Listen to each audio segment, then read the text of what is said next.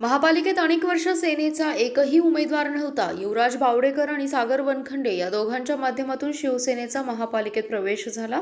या दोन्ही उमेदवारांच्या माध्यमातून आम्ही सत्तेत सामील होतोय, मात्र हा निर्णय वरिष्ठ पातळीवर होईल असे सेनेचे आमदार सुहास बाबर यांनी सांगितलं.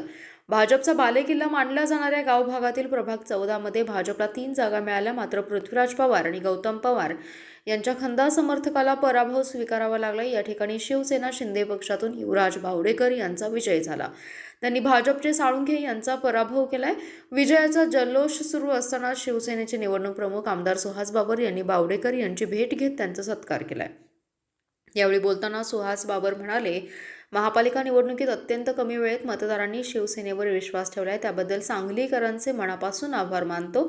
या निवडणुकीत सेनेच्या उमेदवारांवर विश्वास दाखवला. सुमारे 60 ते 70 हजार मतांपर्यंत आम्ही पोहोचलो. उपमुख्यमंत्री एकनाथ शिंदे यांच्याकडे नगरविकास खाते आहे, त्यांच्याकडे शहराच्या विकासाचे व्हिजन असल्याने महापालिकेला फायदा होईल.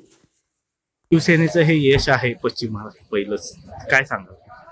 तमाम सांगलीकरांचं मनापासून या ठिकाणी आभार मानेन, त्यांचं अभिनंदन करेन की या झालेल्या निवडणुकीमध्ये अत्यंत कमी वेळामध्ये सुद्धा त्यांनी आमच्यावरती विश्वास ठेवला आणि शिवसेनेचे 2 नगरसेवक आदरणीय युवराजजी बावडेकर आणि सागर वनखंडे या दोघांच्या माध्यमातून शिवसेनेचा प्रवेश या महानगरपालिकेमध्ये झाला.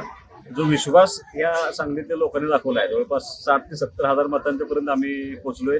तमाम सांगलीकरांचं मनापासून या ठिकाणी आभार मानेन आणि खूप मोठा आनंद आम्हाला शिवसेना पक्ष म्हणून झाला की गेल्या अनेक वर्ष शिवसेनेचा एकही उमेदवार नव्हता.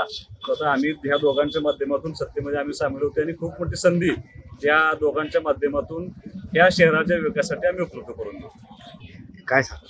काय चर्चा? हा निर्णय वरिष्ठ पातळीवरती होईल, पण निश्चितपणे आमचं पहिलं धोरण असं आहे की ह्या शहराच्या विकासासाठी, कारण एकनाथ शिंदे साहेबांच्याकडं नगर विकास खाता आहे आणि शहराचा विकास करायचा असेल तर एक विजन एकनाथ शिंदे साहेबांच्याकडे, तुम्ही आज मुंबई ठाणे जर बघितलं तर ती पार्श्वभूमी आमच्या पक्षाकडे आणि आमच्या नेत्यांच्याकडे आहे. मग सांगली जर एका वेगळ्या उंचीवर न्यायची असेल तर निश्चितपणे एकनाथ शिंदेच्या विरुद्ध तो निर्णय घेतील आणि आमच्या दोघांची, आमचे आता युवराज बावडेकर साहेब या ठिकाणी उपस्थित आहेत, त्यांच्या माध्यमातून ह्या शहराला जो अपेक्षित विकास आहे ती करण्याची जबाबदारी आम्ही पक्ष म्हणून 100% त्यांच्या पाठीमागे पूर्ण करू. येस.